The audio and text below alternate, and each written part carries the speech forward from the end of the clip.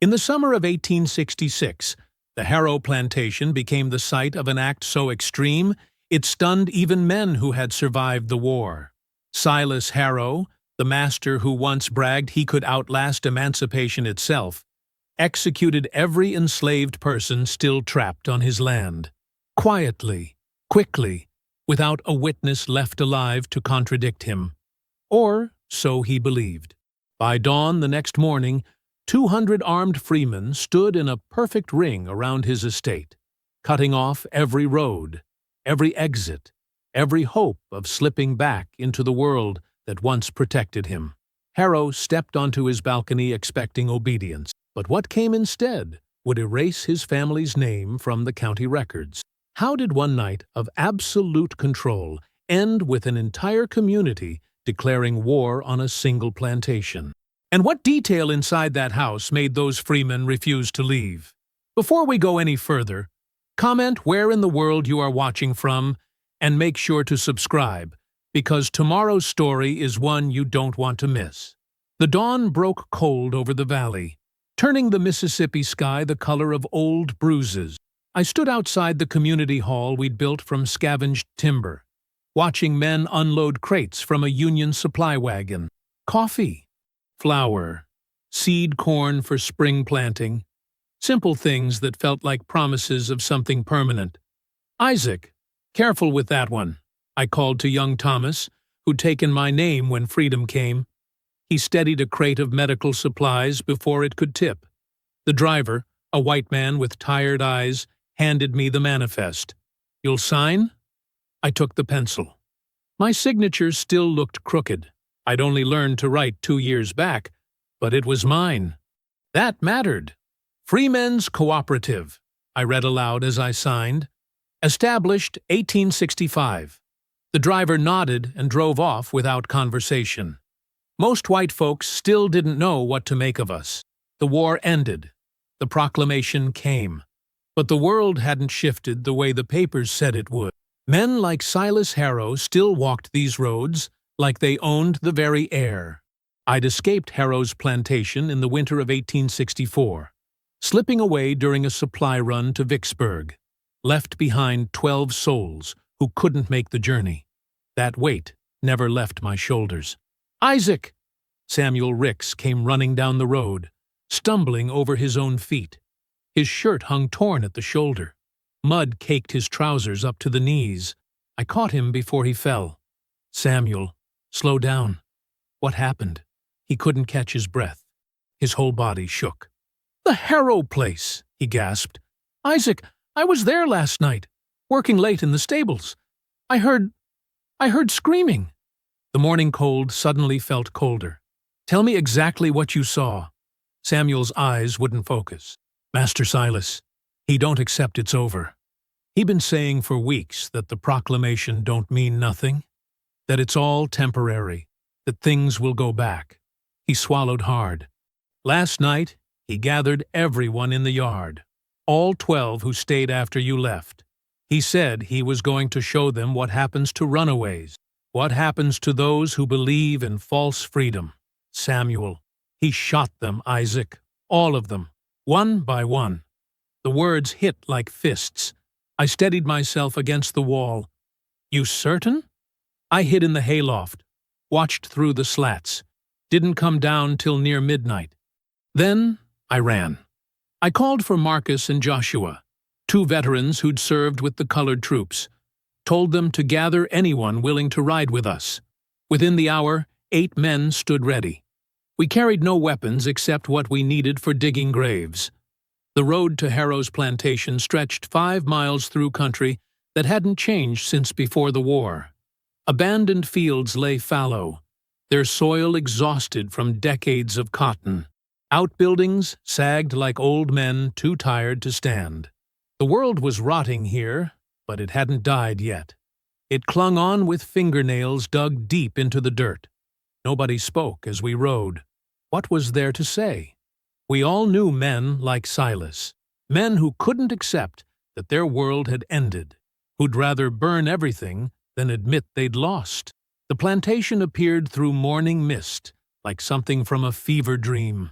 The great white manor stood on its hill, columns still proud despite peeling paint. But the quarters below sat empty, the cotton gin silent, the workyards deserted. No movement anywhere, no sounds except our horses and the wind through dead grass. "It's wrong," Marcus whispered. "Even when times were darkest, you always heard something. Voices, work sounds, something." We tied the horses at the property line and walked the rest. The morning sun climbed higher but brought no warmth. My boots crunched on gravel that hadn't been raked in months. Weeds pushed through the carriage path. The main yard stretched before us, bare dirt packed hard by years of feet. I'd stood in this exact spot countless times, waiting for orders, keeping my eyes down. Now I walked across it with my head up. That's when I saw the first signs, dark stains in the dirt, too many to count, scattered in a rough line. "Joshua, Marcus, start checking the buildings. Look for—" I couldn't finish. They understood.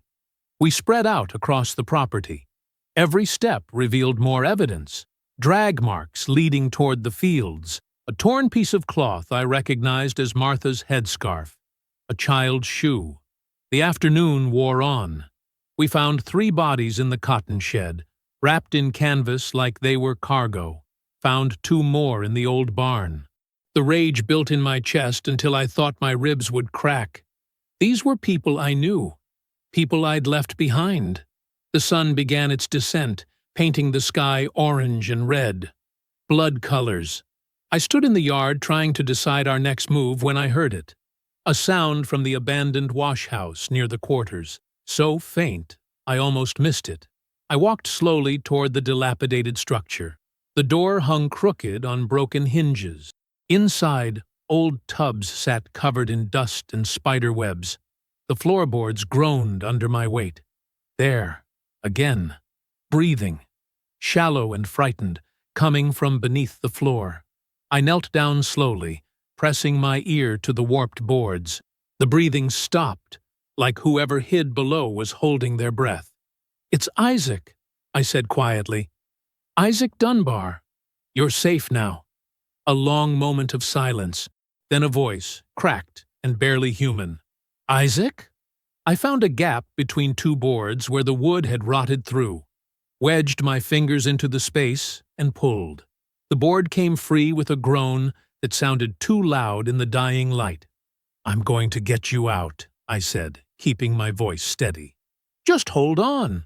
Marcus appeared beside me. Together we worked loose 3 more boards, creating an opening large enough to see into the crawl space beneath. The smell hit me first. Earth and sweat and fear.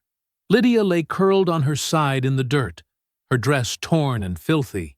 Her eyes reflected the last rays of sunlight like an animal's.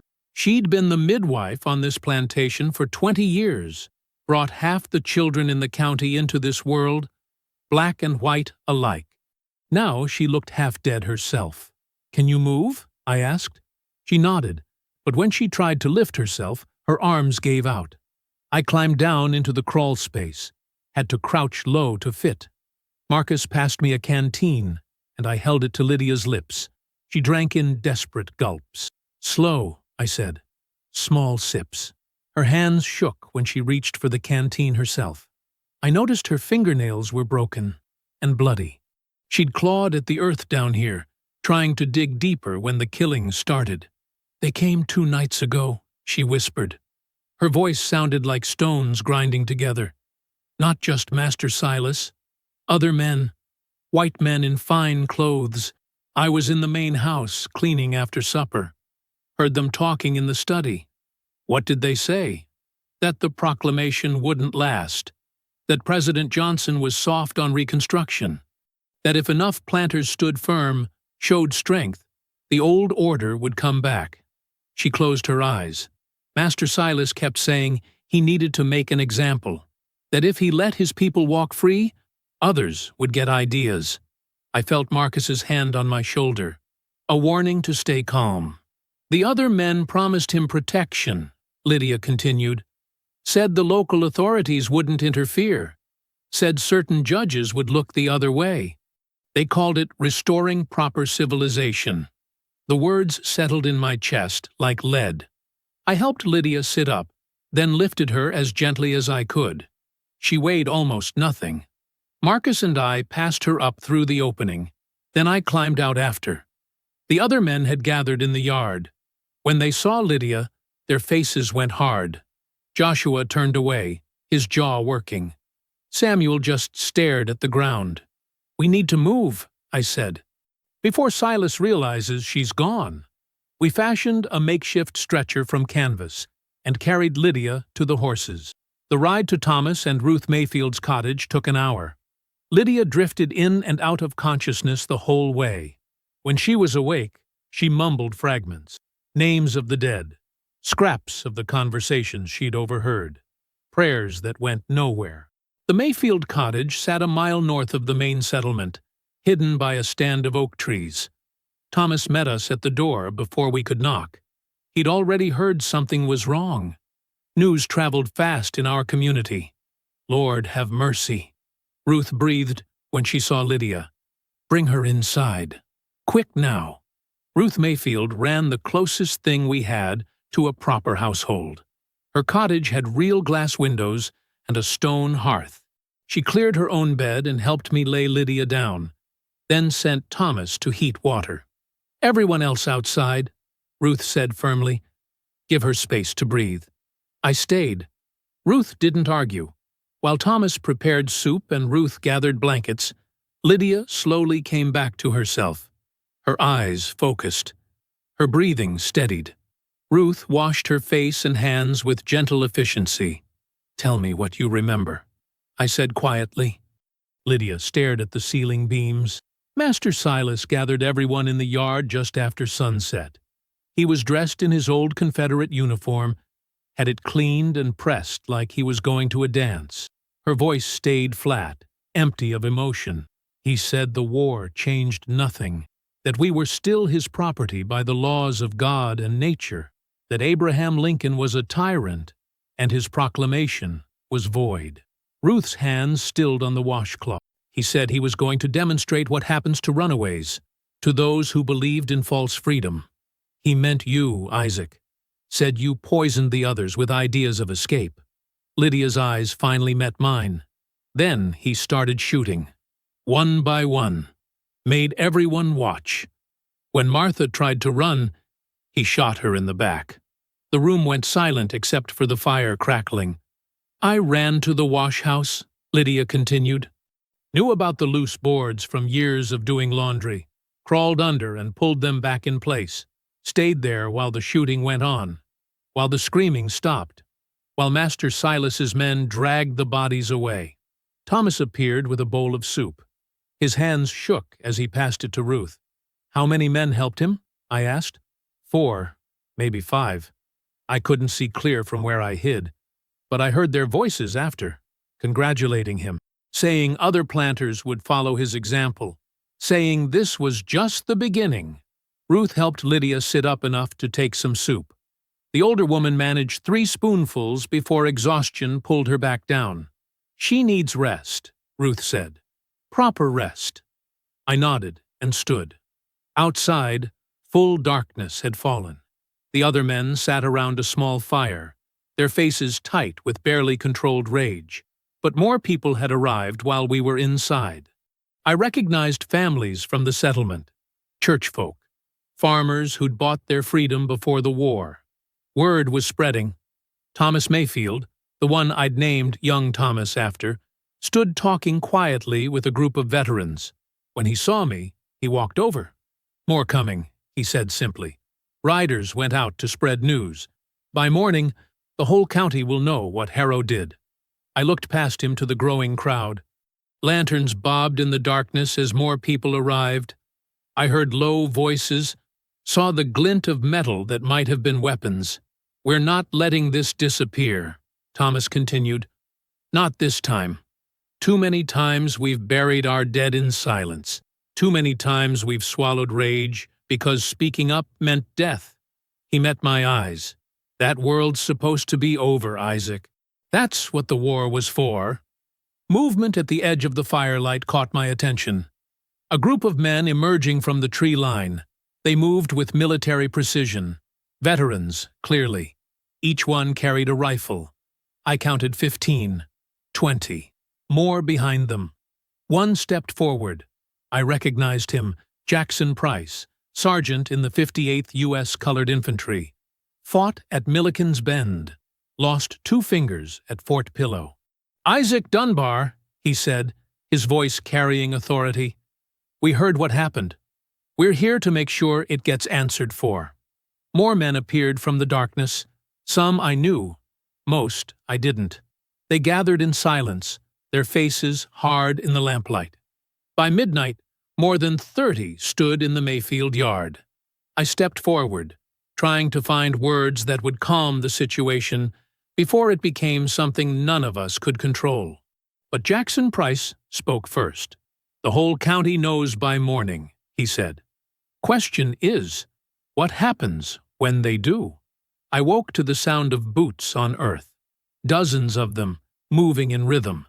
Dawn light filtered through the cottage windows. I'd slept against the wall near the hearth, my rifle across my knees. Old habits from the war. Never let yourself be caught unarmed. Never sleep so deep you can't wake fighting. Ruth Mayfield stood at the window, her hand pressed against the glass.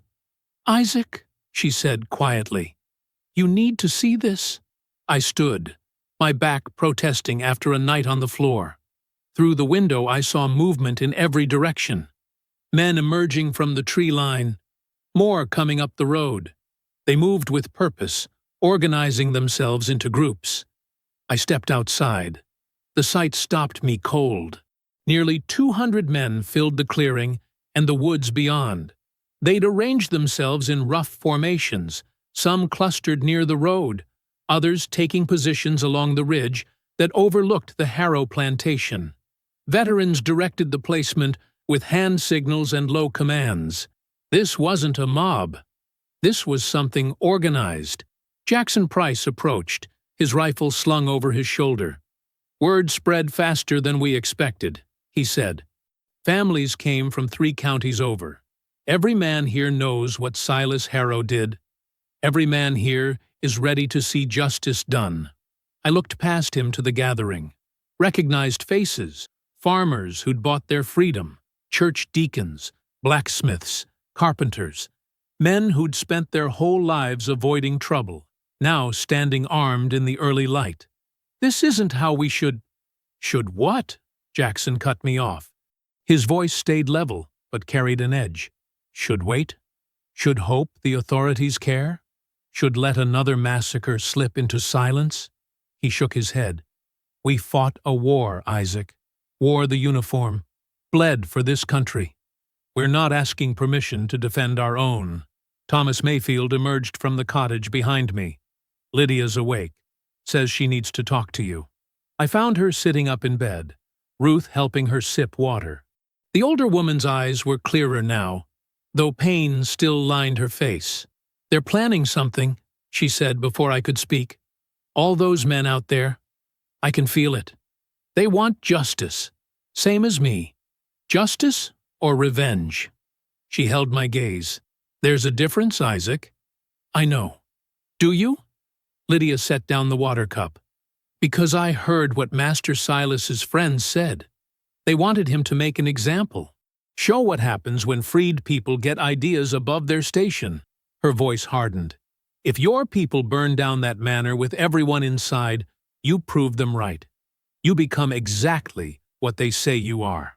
I sat on the edge of the bed. "Then tell me how to stop it.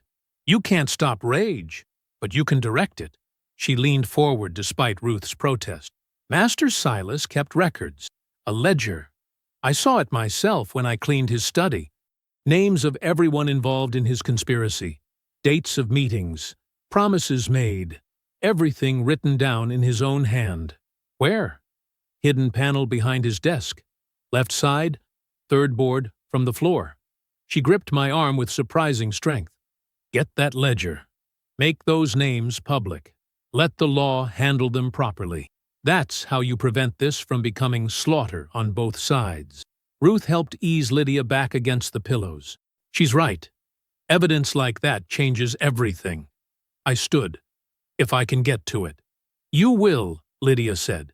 Because if you don't, this ends with bodies piled in that yard. And history will forget who struck first. Outside, the gathering had grown larger. Men continued arriving in small groups, some on horseback, others on foot. They brought supplies, ammunition, food, water barrels. This wasn't just a show of force. They were preparing to stay. I found Jackson organizing positions along the main approach to the plantation. We need discipline, I said. Rules of engagement. He turned. Listening. No one fires unless fired upon. No advancing on the manor unless ordered. We're here to prevent escape, not to execute judgment. I raised my voice so the nearby men could hear. Silas Harrow will face justice, but it will be lawful justice, done in the open, where everyone can see. We don't become what he is. Jackson studied me for a long moment, then nodded. He turned to the others. You heard Isaac. Defensive positions only.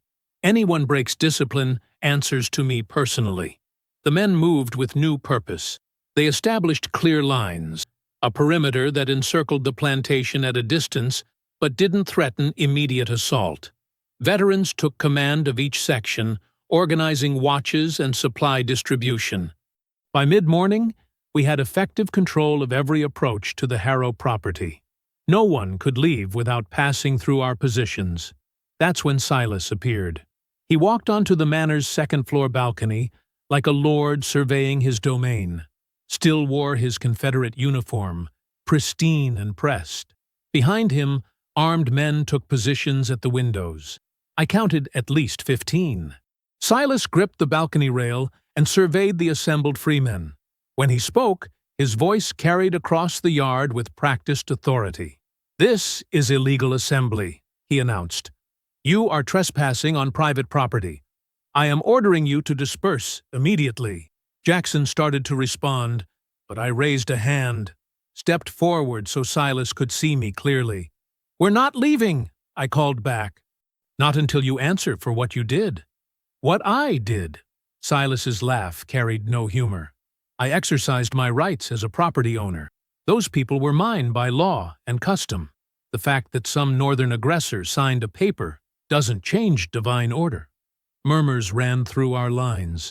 I felt the anger rising like heat. The war ended. Your side lost. Nothing has ended.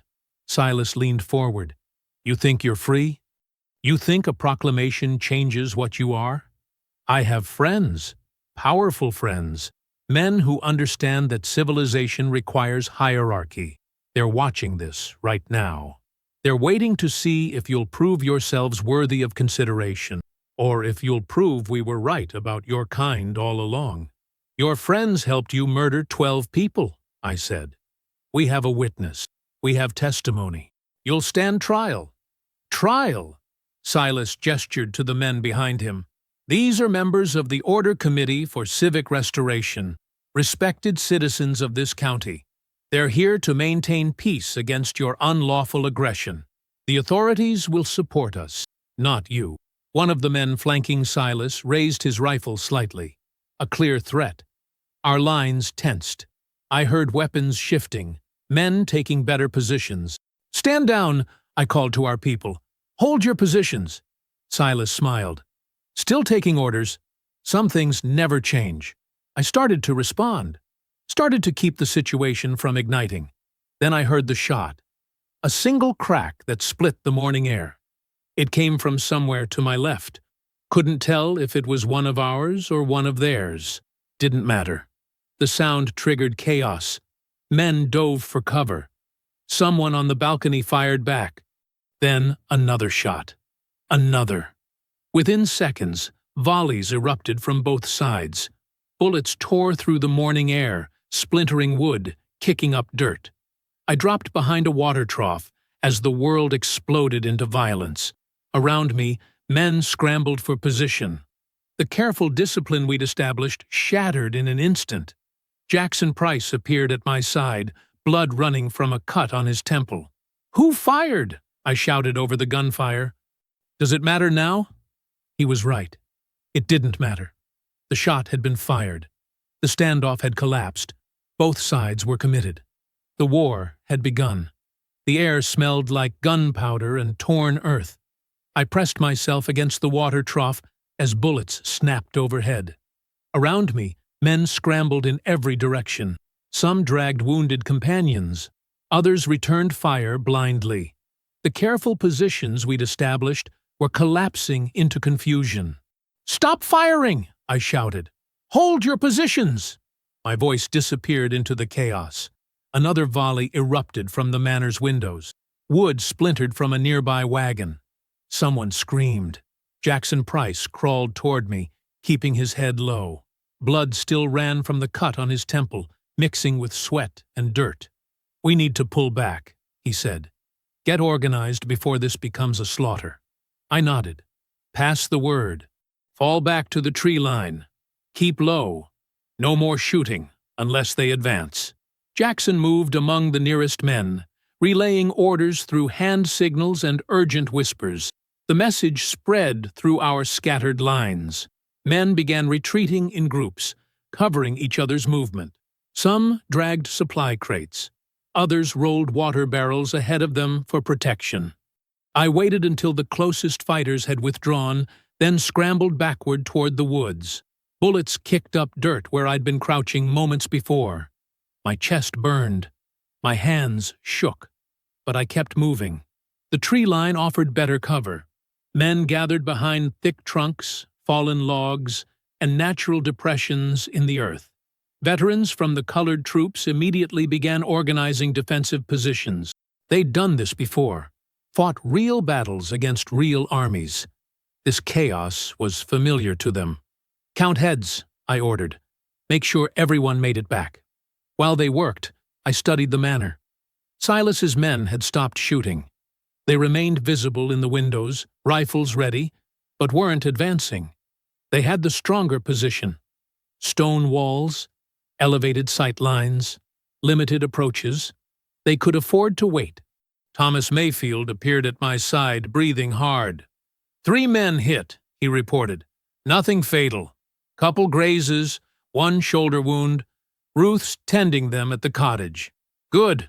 I wiped sweat from my face. "We need to establish perimeter watches. 6-hour rotations. Nobody fires unless the enemy advances." "What about supplies?" "Inventory everything we brought. Water, ammunition, food. Figure out how long we can maintain this position."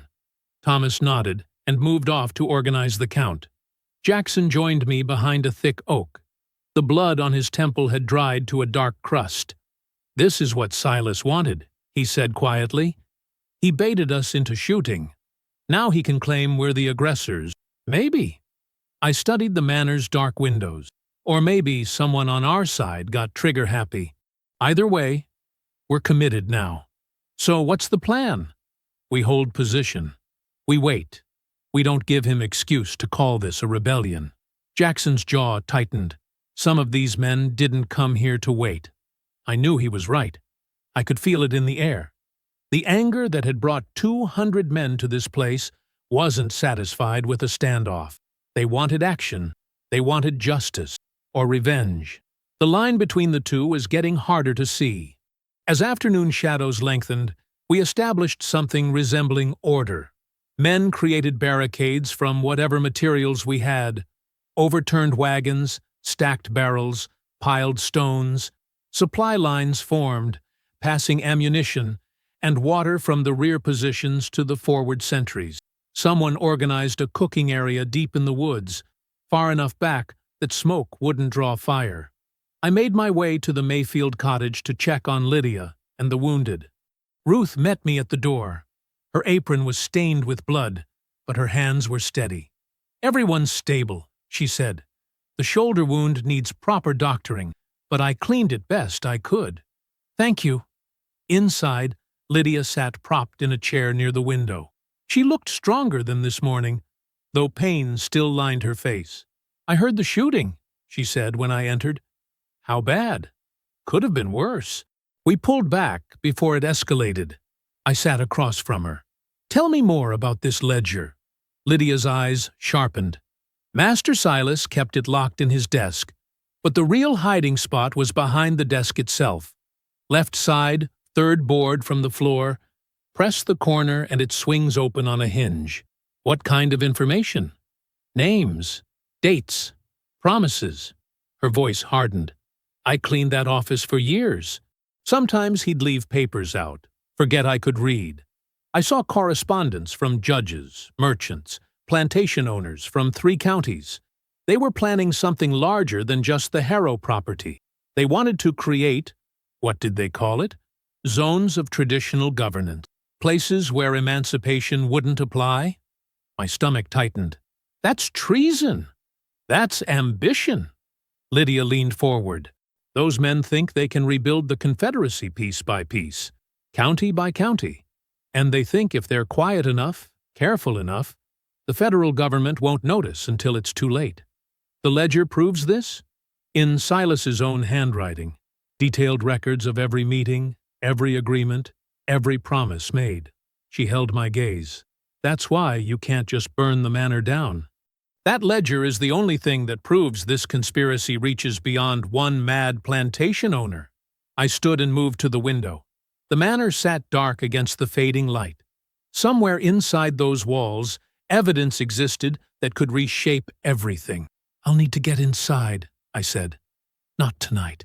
Thomas had entered behind me. Too dangerous. Too dark. We don't know their positions. Tomorrow, then. Tomorrow we scout approach routes, Thomas corrected. Then we plan properly. Rushing in blind gets people killed. He was right, but patience felt impossible. Every hour we waited was another hour for Silas to destroy evidence or call for reinforcements. As darkness settled, men built small fires in protected areas. The flames cast dancing shadows through the trees. I moved among the groups, listening to conversation. Some talked tactics, discussing fields of fire, possible weak points in the manor's defenses. Others argued philosophy. We should burn it to the ground, one man insisted. Send a message. What message? Another challenged. That we're everything they say we are? They murdered 12 people. How is justice the same as... Justice ain't about what they did. It's about what we choose to do. I stopped at one fire where veterans had gathered. They sat in practiced silence, cleaning weapons and checking ammunition. What do you think? I asked them. An older man named Daniel Frost looked up. He'd served with the 54th Massachusetts, lost an eye at Fort Wagner. Think we're in for a long fight, he said. Silas has position and supplies. We have numbers and righteousness. Question is which one matters more in the end. The ledger could end this, I said. Prove the conspiracy. Bring federal intervention. Maybe. Frost set down the rifle he'd been cleaning. But you're counting on authorities caring what happens to us. You're counting on evidence mattering more than skin color. He gestured to the men around the fire. Every man here fought for this country, bled for it. We believed the promises. We believed winning the war meant something. You don't believe that anymore? I believe we have to make our own justice, Frost said quietly, because nobody else will make it for us. The words followed me as I continued through the camp. Unity was fracturing. Some men wanted law and order. Others wanted retribution. The longer this standoff lasted, the harder it would be to hold both groups together. I found Thomas near the main command position, a fallen log that gave clear view of the manor's approaches. Sentries are posted, he reported. 6 men per watch, rotating every 6 hours. Anyone tries to leave that manor, we'll know. Good. I studied the dark silhouette of the building. Candlelight flickered in a few windows. Silas and his men were awake too, probably planning their own strategies. You really think you can get inside? Thomas asked. I have to try. And if the ledger's already destroyed? Then we find another way. I turned to face him. But right now, that ledger is our best chance at ending this without more bloodshed. It's evidence, proof, something that can't be ignored or dismissed. Thomas was quiet for a moment. Some of these men don't want it ended peacefully. They want Silas to pay in blood. I know. Can you hold them? I don't know, I admitted. But I have to try. The night deepened around us. Somewhere in the darkness, an owl called. The sound seemed impossibly normal against the backdrop of armed camps and threatened violence. I looked at the manor one last time before heading to my own bedroll. Tomorrow, I said to Thomas. Tomorrow we find the ledger. Dawn came cold and gray. Mist clung to the ground like smoke, making the world feel half-formed. I'd slept maybe 2 hours, waking before the sentries changed watch. My mind wouldn't rest. Too many variables, too many ways this could go wrong. Thomas found me studying the manor through the morning haze. The men are ready, he said. Jackson's organizing the distraction. I nodded. We'd spent half the night planning this. It had to look natural, believable. Silas's gunmen needed to think we were repositioning for an assault, drawing their attention away from the eastern wall where Lydia said the cellar door remained. Who's coming with me? I asked. Samuel, Marcus, and Daniel Frost insisted on joining. Good choices. Samuel knew the plantation layout from his years working here. Marcus was young, but steady under pressure. Frost had combat experience and wouldn't panic if things turned violent. I gathered them near the rear position as the first light strengthened. We checked our weapons, not planning to use them, but needing them ready. Marcus carried tools for forcing locks. Samuel had rope in case we needed to climb. Frost just had his rifle, and that calm, measured expression he always wore. Lydia said the cellar door is on the east side, I reminded them, hidden behind overgrown honeysuckle. It hasn't been used in years, so it might be rusted shut. What if it's locked from inside? Marcus asked. Then we find another way. I looked at each of them. But we don't take unnecessary risks. If shooting starts, we retreat. The ledger isn't worth dying for if we can't get it out safely. Frost raised an eyebrow at that, but said nothing. At my signal, Jackson began the distraction. 50 men shifted positions loudly, moving from the northern tree line toward the western approaches. They made no effort to hide, dragging equipment, calling to each other, creating exactly the kind of noise that would pull attention. I watched the manor windows. Shadows moved inside. Rifle barrels appeared, tracking the movement. The gunmen were repositioning just as we'd hoped. Now, I whispered. We moved low and fast across the open ground. The mist helped hide us, but my heart hammered anyway. Every step felt exposed, vulnerable. I expected gunfire, expected shouts, expected everything to collapse. But we reached the eastern wall without incident. Samuel found the cellar door exactly where Lydia described it. Honeysuckle had grown thick over the entrance, nearly hiding it completely. We pulled vines aside carefully, trying not to create obvious disturbance. The door was wooden, swollen from weather and neglect. Marcus examined the latch. Rusted, he confirmed, but not locked. He worked oil into the hinges while we waited, listening to distant sounds from inside the manor. Voices, footsteps on upper floors. Silas's men were focused on the western side, arguing about whether the repositioning meant an attack was coming. The door finally gave with a low groan that made us all freeze. We waited, barely breathing, but nobody came to investigate. The cellar smelled of earth and rot. Weak light filtered through gaps in the foundation stones. I led the way inside, letting my eyes adjust to the dimness. Lydia had drawn us a map from memory. The cellar connected to a service hallway that ran the length of the manor's ground floor. Silas's office was at the western end, overlooking the front yard where his men were now concentrated. We moved through narrow passages lined with old storage crates and forgotten furniture. Dust covered everything. Our footsteps left clear prints in the grime, but there was nothing we could do about that. The service hallway was darker. Windows had been boarded over years ago. We used the wall as a guide, feeling our way forward until Samuel whispered, "Here, a door, unlocked." We slipped into Silas's office one at a time. The room was smaller than I'd imagined. A desk dominated the space, covered in scattered papers and empty bottles. Bookshelves lined one wall. A window overlooked the yard where Silas's gunmen stood watch. "Fast!" Frost urged. They could come back any moment. I moved to the desk and began searching drawers. Financial records, correspondence about crop prices, a Bible with verses about obedience underlined. Nothing that mattered. Marcus knelt by the wall, counting boards. "Third from the floor? Left side?" "That's what she said." He pressed the corner. Nothing happened. He tried again with more force. Still nothing. "Maybe she was wrong," Samuel suggested. I joined Marcus at the wall, running my hands over the boards. They all looked identical. Worn pine, darkened with age. I pressed each corner methodically. The fourth board clicked. A section of wall swung inward on hidden hinges, revealing a shallow compartment. Inside sat a metal lockbox, its surface scratched and dented. "Got it," I breathed. Marcus pulled the box free and examined the lock. "Needs forcing." He worked quickly with a prying tool, wedging it under the latch. The metal groaned. He adjusted his angle and tried again. The lock snapped with a sharp crack that seemed impossibly loud in the quiet room.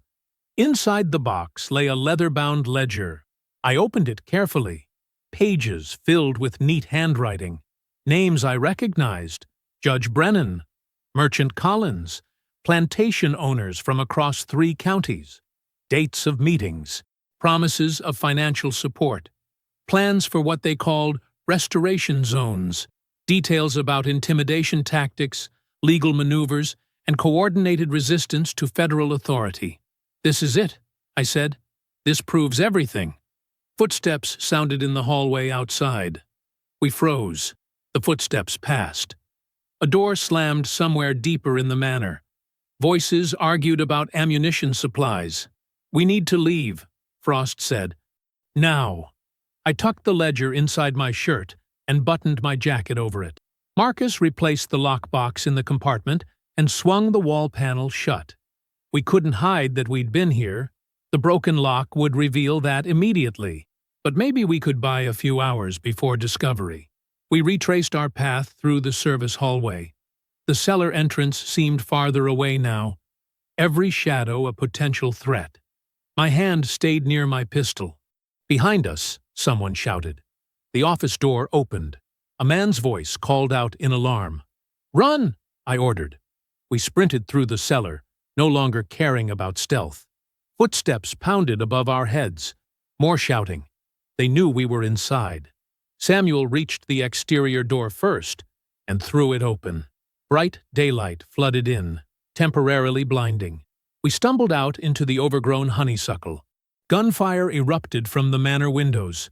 Not aimed shots, just panic fire from men who'd spotted movement. Bullets thudded into the ground around us as we ran for the tree line. The Freemen saw us coming. They opened covering fire, forcing Silas's men away from the windows. We dove behind the barricades, gasping for breath. "You got it?" Thomas demanded. I pulled the ledger from my jacket and held it up. A cheer rose from the men nearest us. The sound spread through the camp like wildfire. Veterans raised their hats. Families who'd been watching from the rear positions started clapping. Even the men who'd been arguing for violence looked relieved. Jackson appeared, grinning.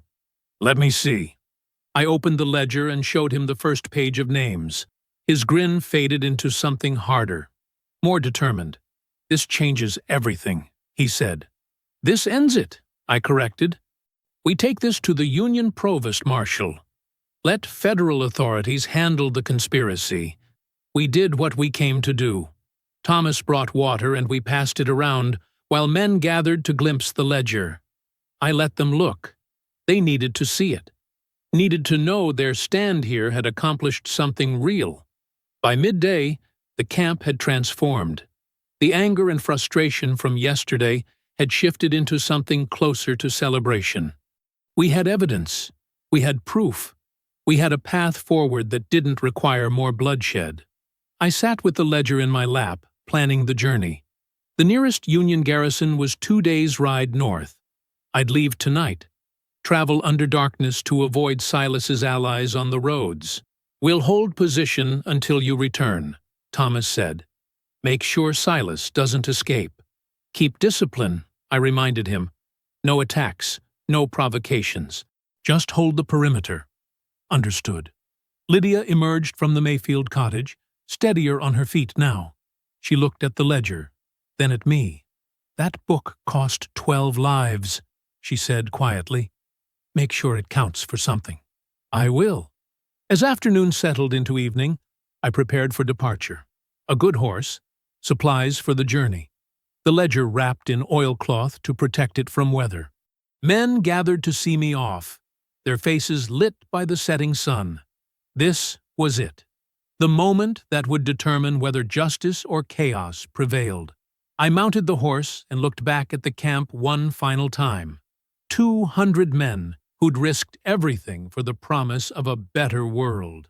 "Hold steady," I called to them. "I'll be back in 4 days with federal troops."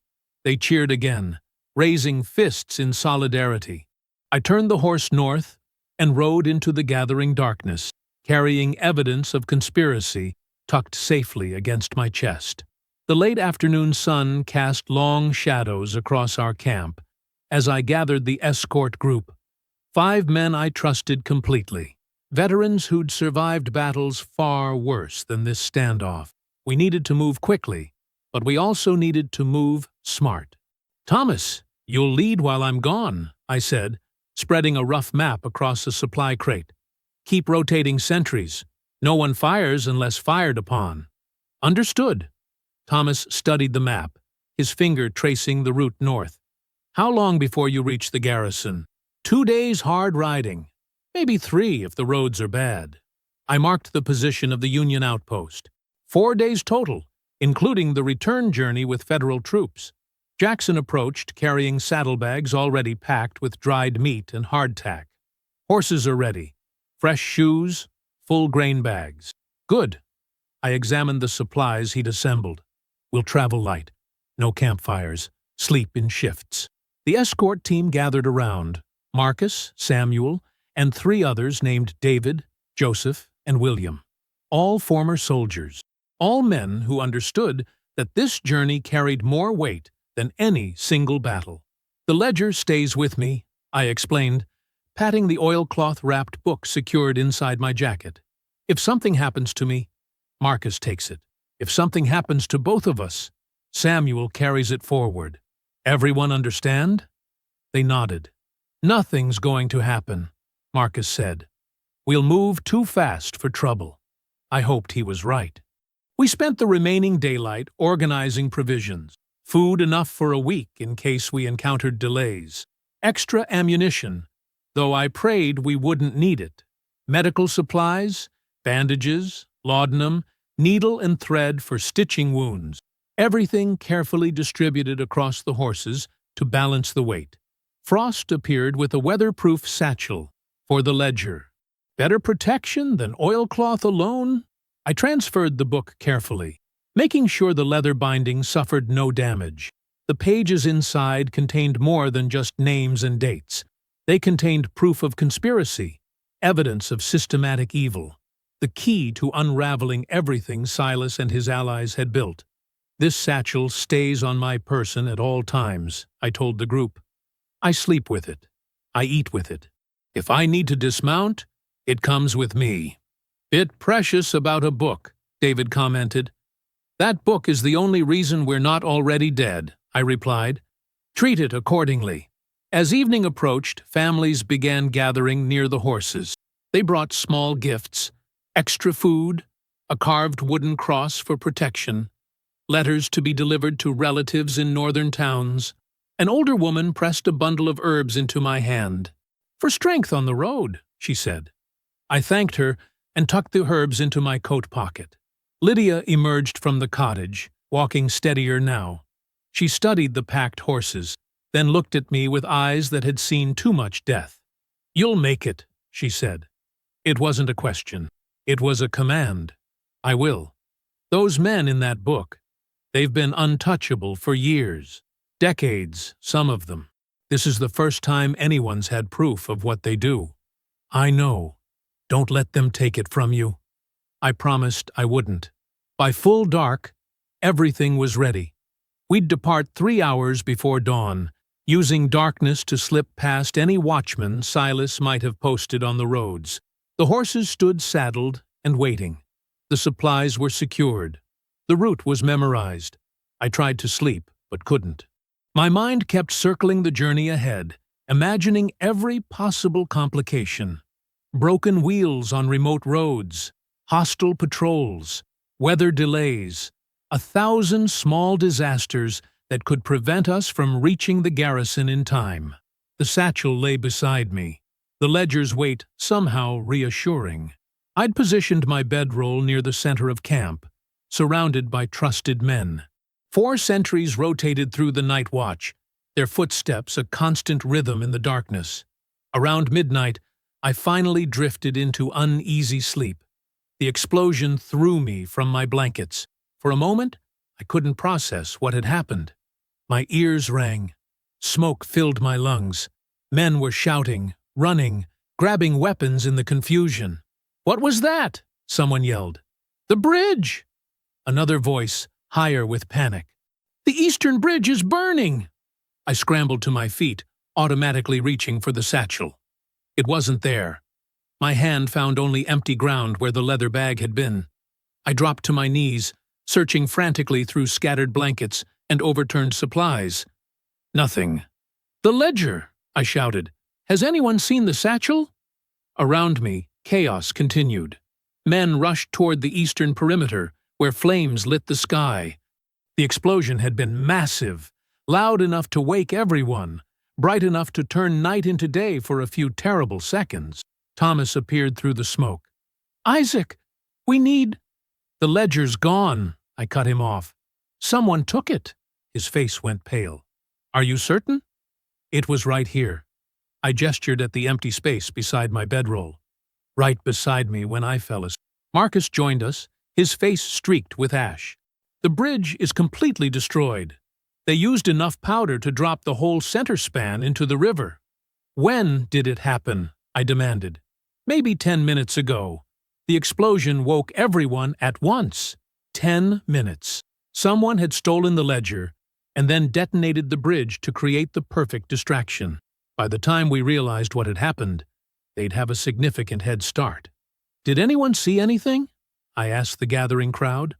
"Anyone notice movement near my bedroll before the explosion?" Men shook their heads, frustrated and frightened. The explosion had been too loud, too shocking. Everyone's attention had been pulled toward the flames. Then Samuel pushed forward. "I saw a rider, just after the blast, heading toward the old church road." "You're sure?" "Positive. Single horse, moving fast. I thought maybe it was someone going for help. But now—" He trailed off, understanding the implications. The old church road.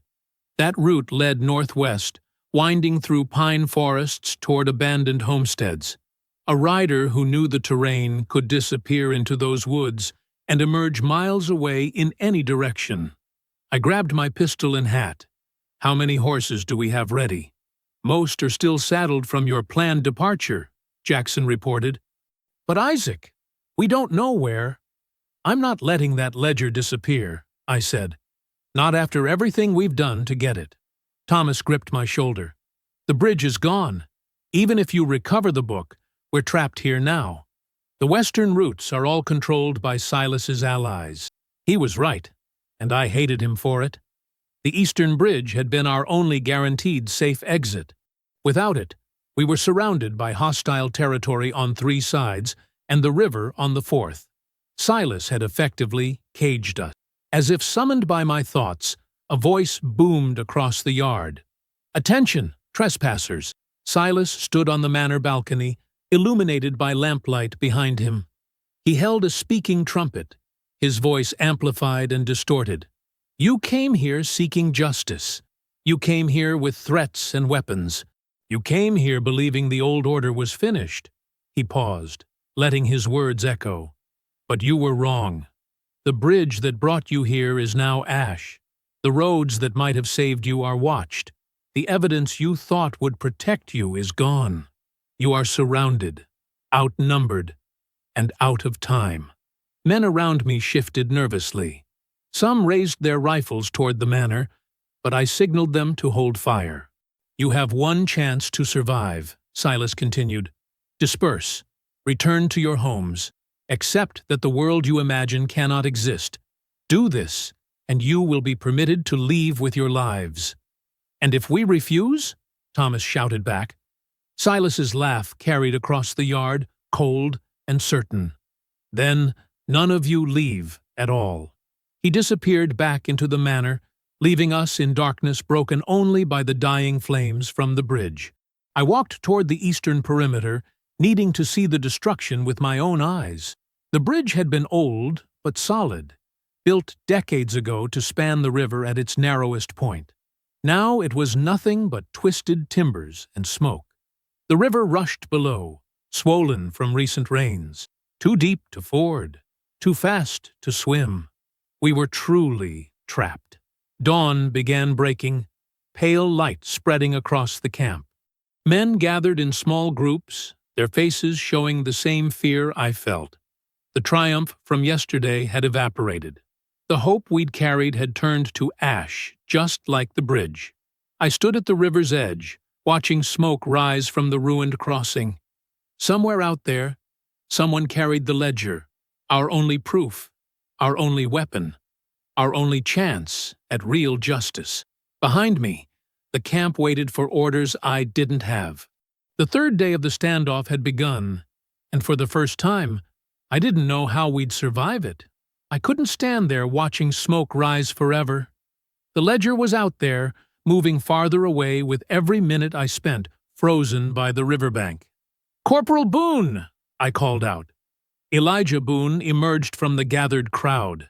He'd served with the 3rd United States Colored Troops, fought at Petersburg, carried himself with the kind of disciplined calm that came from seeing real combat. The kind of man who didn't panic when the world caught fire. "Sir," he said, "I'm going after whoever took that ledger. You're in command until I return. Keep the perimeter tight. No one fires unless fired upon. No one takes unnecessary risks. We hold our position and wait." He studied my face, reading the determination there. "You think you can find them?" Samuel saw which direction they rode. "I have to try. And if you don't make it back, then you make the decisions that need making. You've commanded men before. You know how to keep people alive under pressure. That's what matters now." Boone nodded slowly. "I'll hold things together. I know you will." Thomas already had 2 horses saddled, his rifle secured and supplies packed. He'd anticipated my decision before I'd fully made it myself. "You ready?" I asked. "Been ready since we found that book missing," he replied. "Let's go get it back." We rode out as the sun climbed higher, following the church road northwest. The path was narrow and overgrown, winding through pine forests that had reclaimed the land after the war. Abandoned homesteads appeared occasionally, collapsed roofs, broken windows, fields gone to weeds, reminders that destruction touched everyone, regardless of which side they'd chosen. Thomas rode slightly ahead, his eyes scanning the ground for tracks. He'd grown up hunting these woods, knew the terrain better than anyone. "Single horse," he confirmed after the first mile. "Moving fast, but not panicked.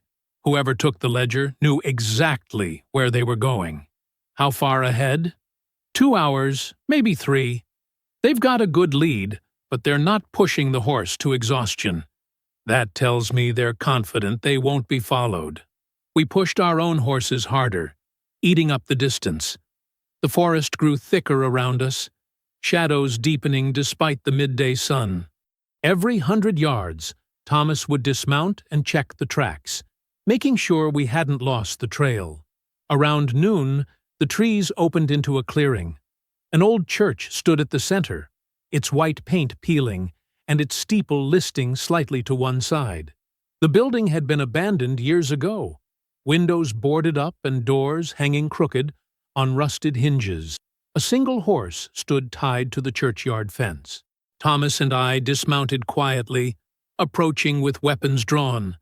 The church door stood partially open, creaking slightly in the wind. I pushed it wider with my boot.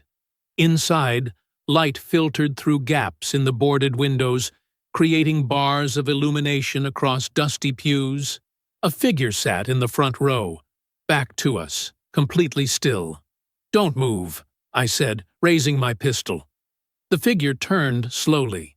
Young, maybe 20 years old, with features I recognized immediately. He had Silas's jaw, his mother's darker hair, but eyes that carried something different, something uncertain.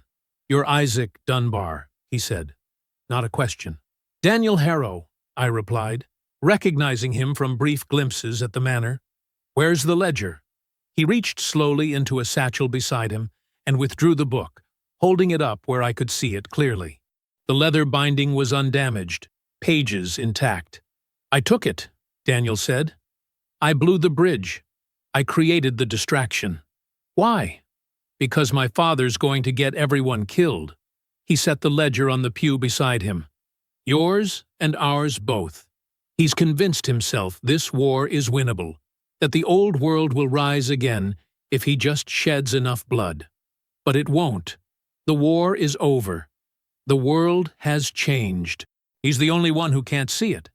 Thomas moved to retrieve the ledger, but I stopped him with a gesture.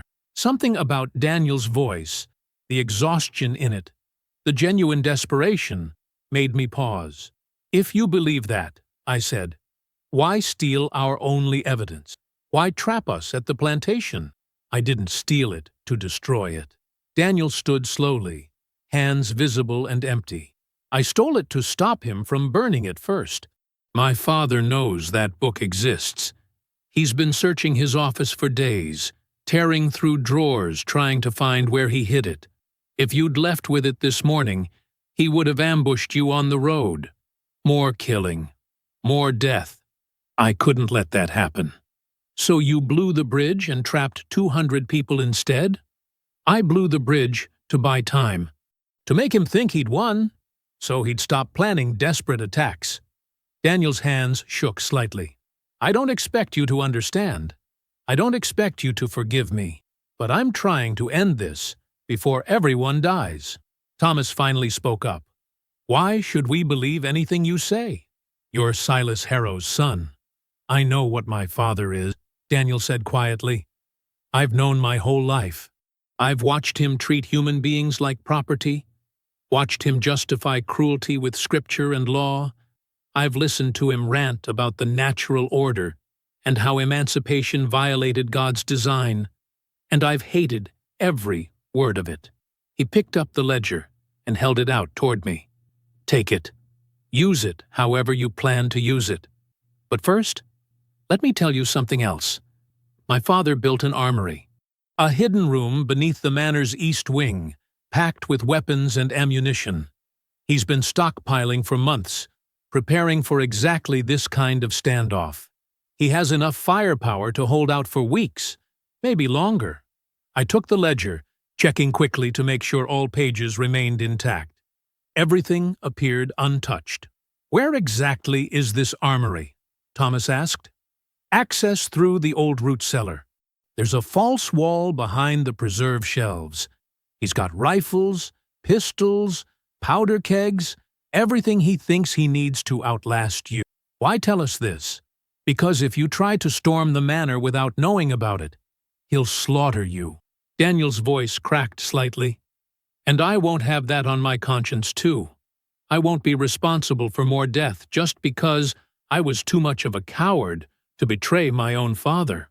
I studied him carefully. Every instinct warned me not to trust Silas Harrow's son. But something in his eyes, the genuine self-loathing, the desperate need to prevent more violence, rang true. "Come back with us," I said. "What?" "If you're telling the truth, prove it. Ride back to the camp with us. Tell everyone what you told me. Help us end this without more killing." Daniel's face went pale. "They'll shoot me the moment they see who I am." "Not if you're under my protection," Your protection won't mean much if someone decides vengeance matters more than mercy. Maybe not, I admitted. But it's the only way you prove you mean what you say. Otherwise, you're just Silas's son with a convenient story. He stood there for a long moment, weighing impossible choices. Finally, he nodded. All right, I'll come. We rode back in tense silence, reaching the camp by late afternoon. Men on watch spotted us first, raising alarm when they saw Daniel riding between Thomas and me. Hold fire, I shouted as we approached. He's with us. The crowd gathered quickly, faces hostile and weapons ready. Boone pushed through, his hand on his pistol. Isaac, what? Everyone listen, I said, dismounting. Daniel Harrow took the ledger. He's returning it now, along with information about Silas's hidden armory. Angry murmurs rippled through the crowd. Someone shouted for Daniel to be hanged. Others called for immediate execution. The mood turned dangerous fast.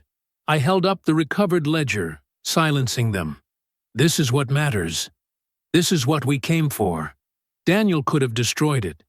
He could have delivered it to his father. Instead, he's here, helping us end this. Daniel climbed down from his horse slowly, moving like a man walking toward his own execution. He stood beside me, visibly terrified, but holding his ground. My father has an armory, he said, voice shaking but clear. Beneath the manor's east wing, accessed through the root cellar behind false shelving. He's stockpiled enough weapons to hold out indefinitely. If you don't account for it, people will die unnecessarily. Why should we believe you? Boone demanded. Because I'm standing here instead of running. Because I could be safe inside that manor right now. And instead, I'm surrounded by people who have every right to kill me. The crowd remained hostile, but some of the immediate fury faded. They understood that Daniel was taking a tremendous risk, that his presence here meant something. I addressed everyone. We have the ledger. We have information about Silas's defenses. Tomorrow morning, we make our move. We coordinate. We use everything we know to end this with minimal bloodshed. We prove that we're better than the men who tried to keep us enslaved. Sunset painted the sky orange and red as families gathered. Daniel stood apart, guarded but unharmed. The ledger rested securely in my hands again. Around me, the Freemen prepared for what had to be the final confrontation. Tomorrow would determine everything. Whether justice prevailed, whether violence consumed us all, whether the future survived the weight of the past. Dawn broke cold and sharp on the fourth day. I stood before the assembled Freemen as pink light spread across the eastern sky. 200 faces watched me, waiting for direction. The ledger sat in my satchel. Daniel Harrow stood nearby, still guarded but no longer treated like a prisoner. We end this today, I said. Not with vengeance, not with slaughter, with discipline and purpose. I divided everyone into 3 units. Corporal Boone would lead the largest group to seal every exit from the manor. Front doors, rear entrances, cellar hatches, even windows large enough for a man to crawl through. Another team under Thomas Mayfield would protect the civilian camp and maintain our supply lines. The 3rd unit, smaller but heavily armed, would seize the hidden armory. Daniel guides the armory team, I announced. Murmurs of protest rippled through the crowd. Men who'd fought in the war, who'd survived battles and seen friends die, didn't like trusting Silas's son with anything important. He knows the layout, I continued. He knows exactly where the false wall sits, how it opens, what traps might exist. We use that knowledge, or we risk walking into an ambush. Boone stepped forward. And if he's leading us into a trap? Then I'm going with them, I said. If Daniel betrays us, he betrays me first. That settled the matter. Nobody wanted to argue further with that arrangement. The armory team assembled quickly. 12 men, including myself, all veterans who knew how to move quietly and strike decisively. Daniel led us toward the manor's eastern approach, using morning shadows for cover. We reached the exterior root cellar doors without incident. The heavy wooden panels lay flat against the ground, secured with a simple latch. I signaled for 2 men to open them while the rest of us provided cover. The doors creaked as they swung upward, revealing stone steps descending into darkness. Daniel went first, moving carefully down into the cellar. I followed immediately behind, pistol drawn. Cool air rose from below, carrying smells of earth and preserved food. Shelves lined the walls, filled with dusty jars of pickled vegetables and salted meats. Everything looked ordinary, untouched. "There," Daniel whispered, pointing to the back wall where preserve shelves stood floor to ceiling. We approached cautiously. Daniel ran his hands along the shelf's left edge until finding something, a hidden latch disguised as decorative woodwork. He pressed it. The entire shelving unit swung inward silently, revealing a dark corridor beyond. "Stay close," I told the team. We filed through the opening into a narrow passageway. 20 feet ahead, another door waited. This one stood slightly ajar, lamplight visible through the gap. I pushed it open with my boot. The armory spread before us like a merchant's warehouse. Wooden crates stacked to the ceiling, each marked with numbers and dates. Rifle racks along the walls held dozens of weapons, Springfields, Enfields, even a few Spencer repeaters. Ammunition boxes filled entire corners. Powder kegs sat wrapped in oilcloth. And nobody guarded it. "Where are his men?" one of our veterans whispered. "My father kept this place secret," Daniel said quietly. "Only a handful knew it existed. He probably pulled everyone to defend the main manor, thinking you'd never find this." We moved quickly, securing everything. Men hauled crates toward the entrance while others collected rifles and ammunition. Within 30 minutes, we'd transferred enough weapons and supplies to fundamentally shift the balance of power. I emerged from the cellar into brightening daylight, finding Boone waiting. "Manor's surrounded," he reported. "Every exit sealed. Silas's men are watching from the windows but haven't fired." "Good." I looked at the pile of captured supplies. "Get these distributed. Make sure everyone sees what we found." Word spread rapidly. Freemen who'd been rationing ammunition suddenly had plenty. Those who'd fought with aging weapons now held modern rifles. The psychological impact mattered as much as the practical advantage. Everyone could see we'd turned Silas's own preparations against him.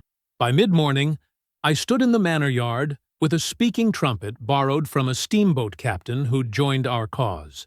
"Silas Harrow," I called toward the house. "Your armory is ours. Your exits are blocked. Your conspiracy is documented. Surrender peacefully and face legal justice." Silence answered me. I tried again. "You have 1 hour to consider. After that, we come inside." More silence. Then a window on the second floor opened. Silas appeared, his face twisted with rage and disbelief. "You have no authority here," he shouted. "This is my land, my property. You're nothing but—" "Your land doesn't exist anymore," I interrupted. "Your property rights ended when you murdered 12 people. The old world is dead, Silas. You're the only one still pretending otherwise." He disappeared from the window. Minutes passed. I waited, watching for movement. The hours stretched long. Men shifted nervously, checking weapons and adjusting positions. Still no response from inside. Finally, I gave the order. "Boone, take your unit through the rear. We go through the front. Non-lethal force unless they fire first." We advanced in coordinated waves, breaking through the front entrance while Boone's team breached the rear corridor. Inside, the manor felt abandoned. Furniture overturned, papers scattered, signs of panicked evacuation. Silas's hired gunmen had fled through hidden passages we hadn't known about, leaving their employer behind. We found most of them in the kitchen, weapons already laid down, hands raised. They surrendered without resistance, once they realized the armory was gone, and their leader had no escape plan. "Where's Silas?" I demanded. One man pointed toward the back hallway. Ran when he heard you coming. Boone's voice echoed from deeper in the house. Got him. I rushed through the corridor, finding Boone's unit in a rear storage room. Silas lay on the floor, hands being bound behind his back. He'd tried escaping through a servant's passage, but ran directly into our second team. Get off me, Silas snarled, struggling uselessly. You have no right. We have every right, Boone said coldly, finishing the knots. They hauled Silas to his feet. He looked smaller somehow, diminished without his weapons and his power. Just an old man clinging to a dead world. We brought him outside into the yard. The morning sun lit everything clearly. The assembled freemen, the captured supplies, the ledger in my hands. Silas stood bound, defeated, stripped of everything except his hatred. Around us, his former gunmen sat under guard, disarmed and waiting for federal authorities. I held up the ledger so everyone could see it. This ends today, I said. Not with his death, with his testimony, with justice done properly. Silas spat at my feet, but the gesture carried no weight. He'd lost. The old order he'd tried to resurrect had crumbled completely. The Union officials arrived just after sunrise on the 5th day. I'd sent riders the previous evening, carrying messages to the nearest federal garrison. The soldiers came in force, 20 mounted cavalry, led by a provost marshal named Captain Howard, a tall man with graying hair and eyes that had seen too much war. He dismounted slowly, studying the scene before him with careful attention. "Isaac Dunbar?" he asked. "Yes, sir." I stepped forward, offering my hand. He shook it firmly. "Your message mentioned a massacre, conspiracy, armed conflict." His gaze swept across the assembled free men, the captured vigilantes sitting under guard, the manor standing quiet behind us. "Looks like you've already handled most of it." "We secured the situation," I said, "but we need proper authority. Legal justice, not frontier vengeance." Howard nodded approvingly. "Show me what you have." I led him to where Silas sat, bound beneath an oak tree, guarded by 4 armed free men. The former master looked diminished in daylight, his expensive clothes dirty and torn, his face gaunt with exhaustion. He glared at Howard with desperate hope. "Captain, thank God," Silas said quickly. "These people attacked my property, threatened my life, destroyed my—" "Silence." Howard's voice carried absolute command. He turned to me. "The evidence?" I handed him the ledger. Howard opened it carefully, flipping through pages filled with names, dates, amounts of money. His expression darkened as he read. After several minutes, he looked up. "This documents a conspiracy to restore slavery through violence and intimidation," he said flatly. "These signatures include county officials, judges, merchants." He paused, jaw tightening. "Men who swore oaths to uphold federal authority." "Yes, sir." I gestured toward Lydia, who stood nearby with Ruth Mayfield. "We have a witness who heard their planning. She survived the massacre Silas committed." Howard motioned Lydia forward. She approached hesitantly, still nervous around white authority, despite the uniform representing Union power. The captain spoke gently. "Ma'am, I need to hear what happened. In your own words." Lydia took a breath, steadying herself. Then she told everything. The night of the executions, the voices she'd heard beforehand, encouraging Silas, promising protection, the 12 people killed for no reason except one man's refusal to accept freedom. Her voice remained steady throughout, though her hands trembled. Howard listened without interrupting. When she finished, he closed his eyes briefly, as if pained by what he'd heard. "Thank you, ma'am," he said quietly. "Your testimony will be recorded officially. The men responsible will face trial." He turned to his soldiers. "Take custody of all prisoners. Silas Harrow stands accused of murder and conspiracy against federal authority. The others face charges as accomplices and insurrectionists." He raised his voice. "No one leaves until we've documented every name in this ledger." The soldiers moved efficiently, securing Silas and his captured gunmen.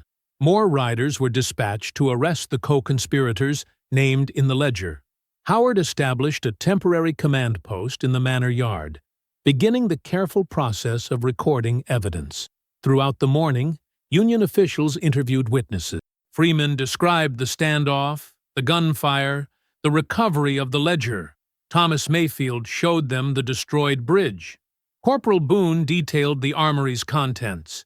Every piece fit together, building an undeniable case. By afternoon, families began dismantling the barricades we'd built during the conflict. Men rolled away logs, lifted wagons back onto wheels, cleared firing positions. What had been a battlefield slowly transformed back into ordinary land.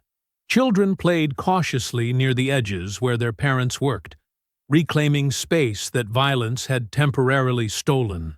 I walked among the workers, helping where needed but mostly observing. The energy felt different now, not triumphant exactly, but purposeful. People moved with the knowledge that something fundamental had shifted. The old order couldn't simply resurrect itself anymore. We'd proven that. Lydia asked if she could visit the plantation once more before leaving. "Of course," I said. "Want company?" "Please." We walked together toward the wash house where I'd found her beneath the floorboards. The small building stood unchanged, its boards weathered and gaps showing between planks. Lydia moved slowly, touching the doorframe, running her fingers along the wall. She knelt beside the floor where she'd hidden. I watched as she pulled a folded cloth from her pocket. Simple cotton, nothing fancy. She spread it carefully over the floorboards, smoothing it flat. "What's that for?" I asked gently. "To remember," she said. "To mark survival." She stood, dusting off her dress. 12 people died here. I lived. That cloth stays so nobody forgets either thing. We stood together in the quiet wash house. Outside, hammers rang as men worked. Children's voices carried on the wind. Life continuing, despite everything that had happened. "You saved us all," I told her. "Your testimony, your memory of the ledger, your courage." Lydia shook her head. "We saved each other. That's what matters." We returned to the main yard as the afternoon sun slanted westward. Captain Howard had finished his initial documentation. Soldiers prepared to transport the prisoners to federal custody. Silas was brought out last, flanked by 2 cavalry soldiers. His hands remained bound. His earlier rage had faded into something emptier, the hollow expression of a man watching his entire world collapse. The Freemen gathered silently as the prisoners were loaded into wagons. Nobody cheered. Nobody celebrated. We simply watched, bearing witness to history turning. Silas looked back once as the wagon began moving, his eyes finding mine across the yard. I held his gaze steadily, letting him see exactly what his violence had created. Not fear, not submission, just the unwavering certainty that we would never be chained again. The wagons rolled away slowly, carrying the remnants of the old order toward federal justice. Families stood together watching until the convoy disappeared beyond the tree line. Captain Howard approached me as the last wagon vanished from sight. "What happens to this land now?" he asked. I looked at the plantation spreading around us, fields once worked by enslaved hands, a manor built on stolen labor, ground soaked with too much suffering. "We decide that together," I said. "As free people." Howard nodded, understanding passing between us without further words needed. He mounted his horse, preparing to follow his soldiers. "The trials will take months," he said. "Federal prosecutors will contact you for testimony. We'll be ready." He rode away, leaving the Freemen standing in the yard as evening approached. The silence felt different now, heavier with meaning, filled with the weight of what we'd accomplished and the uncertainty of what came next. 3 weeks passed before I truly understood what we'd begun. The federal trials started in Jackson, drawing newspaper reporters from as far north as Chicago.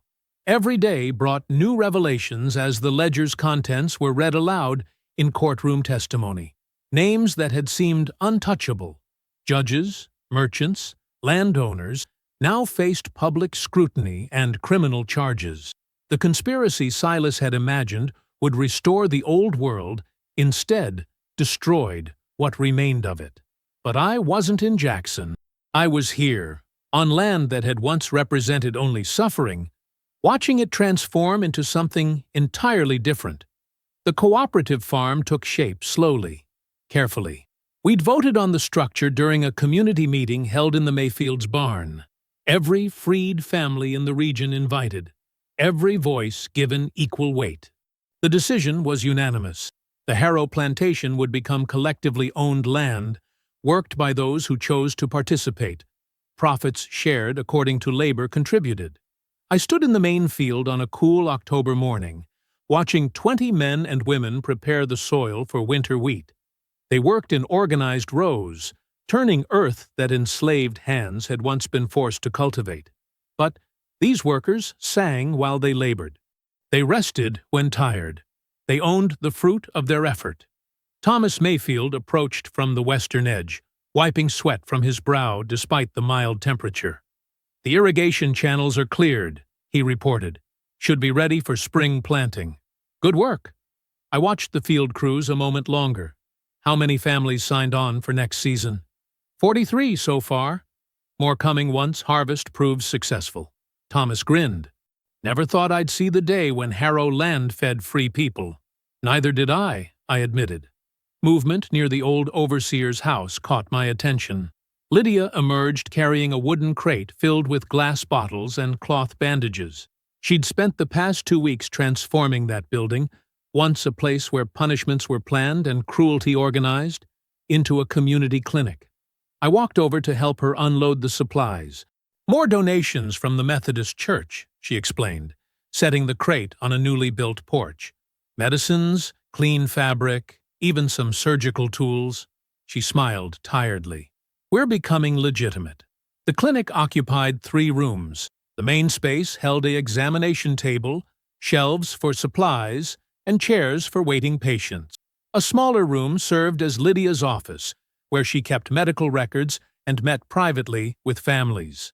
The third room, the one that had been the overseer's personal quarters, now functioned as a recovery space with 4 beds. "How many patients this week?" I asked. 17. Mostly minor injuries, 2 childbirths, 1 broken arm that healed crooked years ago that I'm trying to straighten. Lydia arranged bottles on a shelf.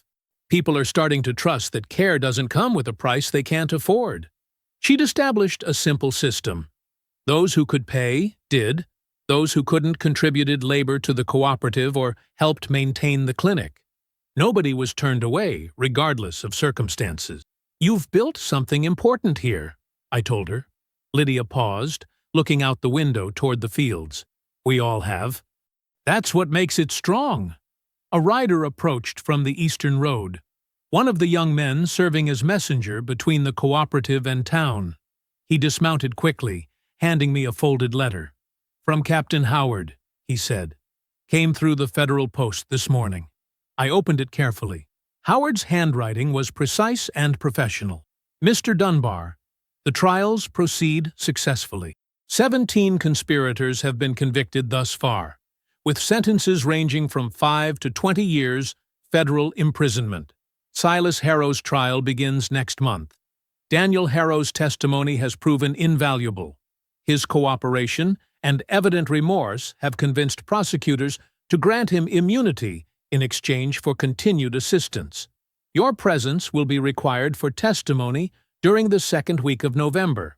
Please confirm your availability. Respectfully, Captain J. Howard." I folded the letter, feeling the weight of what still lay ahead. Justice moved slowly through official channels, but it was moving. That mattered more than speed. "Bad news?" Lydia asked, reading my expression. "Complicated news. They need me in Jackson next month." I handed her the letter. "Silas goes to trial." She read silently, then nodded. "You'll testify?" "Have to. We all do, until every person responsible faces consequences." Daniel Harrow worked in the northern fields that afternoon, helping clear brush under careful supervision. The community had debated extensively about allowing him to remain. Some wanted him gone entirely, unable to separate son from father. Others, including myself, recognized that Daniel had made a choice that ultimately saved lives. We'd voted. He could stay, but under conditions. He worked like everyone else, owned nothing, held no authority, and submitted to federal oversight while the trials continued. He'd accepted without complaint. I walked to where he worked alongside Corporal Boone and 2 other veterans. Daniel looked up as I approached, pausing his labor. "Isaac." He spoke my name carefully, still uncertain of his place among us. "Letter from Captain Howard," I said. "Your testimony is helping convict the conspirators." Daniel's shoulders sagged slightly. Relief or exhaustion, maybe both. "Good. They deserve everything coming to them." He hesitated. "My father deserves it too." "You'll testify against him?" "Yes." No hesitation this time. What he did was unforgivable. What they all did. He gripped his work gloves tighter. "I can't undo being his son. But I can refuse to protect him." Corporal Boone watched this exchange silently, his rifle resting nearby. A reminder that Daniel's freedom came with conditions and constant observation. "Keep working," I told Daniel. "The community will decide your future when the trials finish." "I understand." I left them to their labor, walking back toward the central yard where the original slave cabins still stood. We'd debated tearing them down, erasing physical reminders of bondage, but others argued for preservation, for remembering exactly what had been overcome. The compromise? The cabins remained, but transformed. Families renovated them into proper homes with real doors, glass windows, solid roofs. What had been prisons became shelters chosen freely. Children played between the cabins as afternoon faded toward evening. Their laughter carried across the grounds, a sound this land had rarely known before. I watched them chase each other in games only they understood, their joy uncomplicated by the weight their parents still carried. One girl, maybe 7 years old, stopped near where I stood. "Mr. Isaac?" she asked shyly. "Yes?" "Mama says you made the bad man go away, the one who hurt people." I knelt to her eye level. "A lot of people made that happen. We worked together." She considered this seriously. "Can he come back?" "No," I said firmly. "He can't hurt anyone here anymore." She smiled, satisfied, then ran back to join her friends. I stood slowly, watching the children resume their game. Their questions would grow more complex as they aged, their understanding deeper. But for now, they played freely on ground their parents had once been forbidden to even rest upon. That meant something. Evening approached with gentle autumn light. I walked the perimeter of the fields, following paths worn by countless feet over decades of forced labor. The land itself held memory. Blood spilled, tears shed, lives stolen. No amount of cooperative farming or community healing could erase that history. But we weren't trying to erase it. We were transforming it, taking what had been a monument to cruelty and rebuilding it as proof that freedom could take root even in poisoned soil. Dusk settled gradually, painting the sky in shades of amber and deep purple. I reached the southern boundary where the fields met forest, standing beneath an old oak that had witnessed everything. The plantation's rise, its crimes, its fall, and now its rebirth. The cost had been terrible. 12 people murdered. Families torn apart. Trauma that would echo through generations. Justice delivered through trials couldn't resurrect the dead or heal all wounds. It couldn't give back stolen years or restore what slavery had destroyed. But it had opened a door. Behind me, lanterns began glowing in cabin windows. Voices called children home for supper. Somewhere, Lydia was closing the clinic for the evening. Thomas and Ruth were probably preparing their own meal. The cooperative's first harvest sat stored in newly built granaries, awaiting distribution. We were building something new, not perfect, not painless, but ours. I stood beneath the quiet sky, acknowledging the immense cost of the past while believing firmly, absolutely, in the future we were creating together. The old world was gone. What rose in its place belonged to us, and that changed everything. I hope you found that story powerful. Leave a like on the video and subscribe so that you do not miss out on the next one. I have handpicked 2 stories for you that are even more powerful. Have a great day.